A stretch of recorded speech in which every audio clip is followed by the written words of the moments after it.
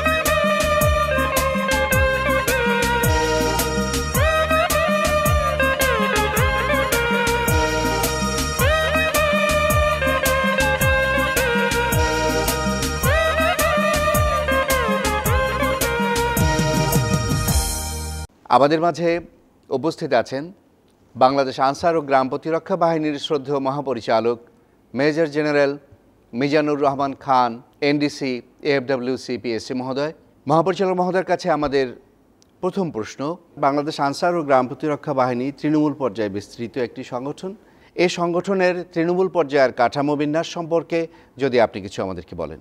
আজকে যে উদ্দেশ্যকে সামনে রেখে আমরা এখানে এসেছি সে বিষয়ে একটু আগে শুরুতে বলতে চাই যে আমি মহাপরিচালক আনসার ও গ্রাম প্রতিরক্ষা বাহিনী হিসেবে আমাদের এই প্রতিষ্ঠাবার্ষিকীর শুভ দিন এবং আমাদের ৩৭তম জাতীয় সমাবেশকে উপলক্ষ করে আমার ৬১ লক্ষ সদস্যা এবং দেশবাসীকে জানাতে চাচ্ছি আমার শুভেচ্ছা এবং আন্তরিক অভিনন্দন।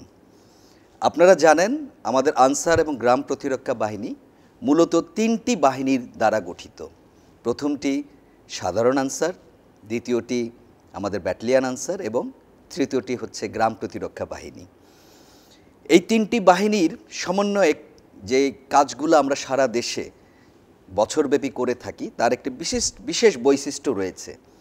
যেমন আমরা আইন শৃঙ্খলা রক্ষা, এছাড়াও আমাদের জননিরাপত্তামূলক কাজ, তারপর আত্মসামাজিক উন্নয়নে বাংলাদেশের জন্য কাজ করে যাওয়া এবং আমাদের সংস্কৃতি চর্চার মাধ্যমে দেশীয় সংস্কৃতিকে টিকিয়ে রাখার জন্য আমাদের এই বাহিনী অনেক মূল্যবান অবদান রেখে চলেছে। ব্যাটালিয়ন আনসার মূলত সামরিক বাহিনী পার্বত্য চট্টগ্রাম বা দেশের বিভিন্ন অঞ্চলে কাজ করে থাকে বা তারা নিয়োজিত হয়ে থাকে। বাট সাধারণ আনসার এবং গ্রাম প্রতিরক্ষা বাহিনী তারা তৃণমূল পর্যায় থেকে কাজ করে যাচ্ছে এবং এর মূল শক্তিটাই হচ্ছে আমাদের স্বেচ্ছাসেবী জনগোষ্ঠী। আমাদের উপজেলা পর্যায়ে রয়েছে স্বেচ্ছাসেবী পুরুষ প্লাটুন এবং 32 জনের একটি মহিলা প্লাটুন। ইউনিয়ন পর্যায়ে রয়েছে আমাদের 32 জনের একটি স্বেচ্ছাসেবী পুরুষ প্লাটুন। আমাদের প্রতিটি গ্রামে রয়েছে 32 জনের একটি পুরুষ প্লাটুন এবং 32 জনের একটি মহিলা প্লাটুন। তারা তৃণমূল পর্যায়ে জনস্বার্থ, মানব নিরাপত্তা এবং অন্যান্য সরকারি বেসরকারি যে সমস্ত স্থাপনা রয়েছে, ইলেকশন কিংবা দুর্গাপূজায়, বিভিন্ন ঈদ উৎসব, সমস্ত জায়গায় আমাদের এই তৃণমূল পর্যায়ে স্বেচ্ছাসেবী সদস্যরা কাজ করে থাকে।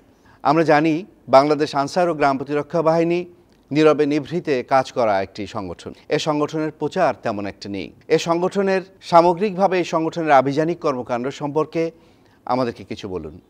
আভিযানিক ক্ষেত্রে যে কাজগুলো আমাদের এই 3 ধরনের বাহিনী করে থাকে, প্রথমটি হলো আমাদের ব্যাটালিয়ন আনসার। আমাদের মোট ব্যাটালিয়ন আনসারের সংখ্যা 39টি, যার মধ্যে 2টি মহিলা ব্যাটালিয়ন রয়েছে এবং এই 39টি ব্যাটালিয়নের মধ্যে 15টি আনসার ব্যাটালিয়নই মোতায়েন রয়েছে পার্বত্য চট্টগ্রামে অপারেশনাল অভিযানিক দায়িত্বে। সামরিক বাহিনী আমাদের সেনাবাহিনীর পাশাপাশি তারা সাহসিকতার সঙ্গে তাদের কাজ করে যাচ্ছে এবং এতে অনেকে আত্মহতিও দিচ্ছে। এরা নিরবয়ে নিভৃতে, যেটা আপনি বললেন। তাছাড়াও 24টি ব্যাটালিয়ন আমাদের সারা দেশে মোতায়েন রয়েছে এই ব্যাটালিয়ন আনসার। উল্লেখযোগ্য অংশ দক্ষিণ পশ্চিমাঞ্চলে চরমপন্থীদের বিরুদ্ধেও তারা তাদের অভিযানে কার্যক্রম করে যাচ্ছে। এছাড়াও যে আমাদের গ্রাম প্রতিরক্ষা বাহিনী রয়েছে, তারা আমি যেটা আপনাকে বললাম, তাদের আভিযানিক কাজটা খুব সুন্দর এবং সুচারুভাবে তারা করতে পারে এবং সেটা করে। আপনারা যদি বিগত দিনে যখন নাকি আমাদের আগুন সন্ত্রাস চলছিল, আমাদের রেলপথ উপড়ে ফেলা হচ্ছিল, আমাদের সড়কপথ মহাসড়ক অবরোধ করা হচ্ছিল, সেই সময় কিন্তু আমাদের এই তৃণমূল পর্যায়ে স্বেচ্ছাসেবী গ্রুপ গ্রাম প্রতিরক্ষা বাহিনী নিজ নিজ ইউনিয়ন এলাকায়, নিজ গ্রাম এলাকায় যে রেল লাইন, মহাসড়ক, সড়কপথ রয়েছে, তারা কিন্তু স্বতঃস্ফূর্তভাবে আমাদের ডাকে সরকারের প্রয়োজনে সে সমস্ত রেলপথ এবং সড়ক মহাসড়ক তারা তাদের উপর দেওয়া যে দায়িত্ব ছিল সে দায়িত্ব পালন করে মুক্ত রেখেছিল এবং চলাচলে কোনো বাধার সৃষ্টি হতে দেয়নি। অতি সাম্প্রতিককালে আমরা একটি পরিবর্তন লক্ষ্য করছি। বাংলাদেশ আনসার ও গ্রাম প্রতিরক্ষা বাহিনীর সদস্যগণ, বিশেষ করে অঙ্গীভূত আনসারগণ যেখানেই মোতায়েন আছেন, তাদের মধ্যে একটি পেশাগত উৎকর্ষতা লক্ষ্য করা যাচ্ছে, একটি ঝলক লক্ষ্য করা যাচ্ছে। এই পেশাগত উৎকর্ষতার পটভূমি সম্পর্কে আপনি আমাদেরকে কিছু বলুন। সাধারণ আনসারের উৎপত্তি 1948 সালে এবং 1948 সালের 12ই ফেব্রুয়ারি, যার জন্য আমরা এই 12 ফেব্রুয়ারিকে আমাদের প্রতিষ্ঠাবার্ষিকী এবং সমাবেশ দিবস হিসাবে আমরা পালন করি। তখন থেকে নিয়ে শুরু করে এই বাহিনীর উত্থান এবং এই সাধারণ আনসাররা মূলত স্বেচ্ছাসেবী জনগোষ্ঠী। তাদেরকে আমরা বর্তমান প্রেক্ষাপটে আমরা তাদেরকে প্রশিক্ষণ দিয়ে থাকি এবং প্রশিক্ষণটি তাদের অনেক উন্নত মানের প্রশিক্ষণ দিয়ে থাকি আমরা। প্রথমে যখন তারা রিক্রুট হয় তখন তাদেরকে নিজস্ব জেলায় 2 সপ্তাহের একটা প্রশিক্ষণ দেওয়া হয় এবং তারপরে আমরা সেখান থেকে বাছাই করে তাদেরকে আমরা নিয়ে আসি আমাদের শফিপুর আনসার একাডেমিতে। সেখানে 70 দিন ব্যাপী তাদেরকে বিভিন্ন ধরনের রণকৌশল, অস্ত্র পরিচালনা, অস্ত্র রক্ষণাবেক্ষণ, তারপর জননিরাপত্তামূলক কাজ, মানব নিরাপত্তায় কি তাদের দায়িত্ব হবে, কি কর্তব্য হবে, তাদের দুর্যোগ মোকাবেলায় কি তারা কার্যক্রম পালন করবে। তাছাড়াও বুত্থান নামে আমাদের একটি আত্মরক্ষামূলক প্রশিক্ষণ ইউনিক প্রশিক্ষণ যেটা আমরা বর্তমানে তাদেরকে দিয়ে থাকি। এবং এই আত্মরক্ষামূলক প্রশিক্ষণ প্রাপ্ত আনসার সদস্য একজন কিন্তু আমাদের কিছুদিন আগে আপনারা জানেন আমাদের বিমানবন্দরে নিজের আত্মরক্ষার প্রশিক্ষণের যে সুফল তারা সে দেখিয়েছে এবং সেখানে একজন সন্ত্রাসীকে ভিতরে প্রবেশ করতে দেয়নি। দ্বিতীয় একটি আমরা গুরুত্বপূর্ণ প্রশিক্ষণ দিয়ে থাকি তা হলো ফায়ার ফাইটিং।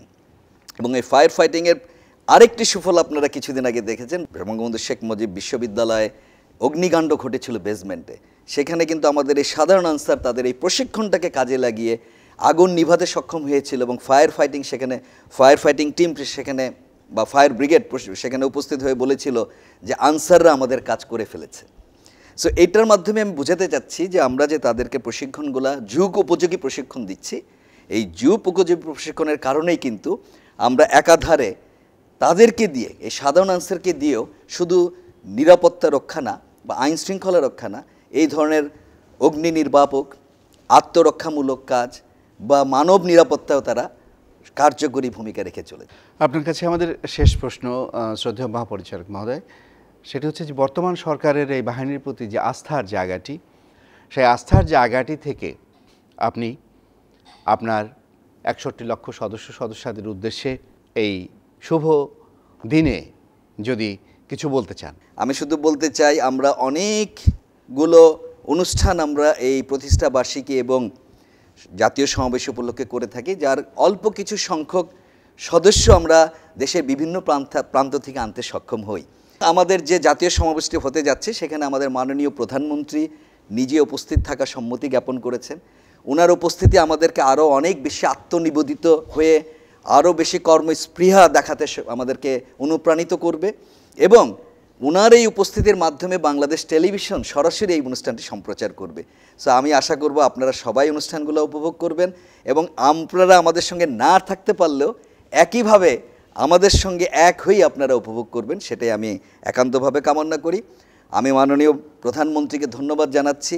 ওনার বর্তমান সরকারের এবং বিগত সরকার ওনারা যখন ক্ষমতায় ছিলেন আমাদের এই ব্যাটালিয়ন আনসারের চাকরির স্থায়িত্বর কাল ১৫ বছর ছিল আগে, সেটা এইবার এই সংসদে পাশ হয়েছে ৬ বছরে নেমে এসেছে। আমাদের অত্যাধুনিক মানের ১৫টি অবকাঠামো অলরেডি তৈরি হচ্ছে, যার 5টি আগামী সমাবেশে মাননীয় প্রধানমন্ত্রী উদ্বোধন করবেন। সাধারণ আনসারের সম্প্রতিকালে এই জানুয়ারির ১ তারিখ থেকে তাদের বেতন এবং ভাতা বৃদ্ধি পেয়েছে এবং যে পরিমাণ বৃদ্ধি পেয়েছে আমি আশা করি এবং আমি মনে করি আমার সাধারণ আনসারের সদস্যরা অত্যন্ত খুশি হবে এবং সুন্দরভাবে তাদের জীবনযাপন করতে পারবে।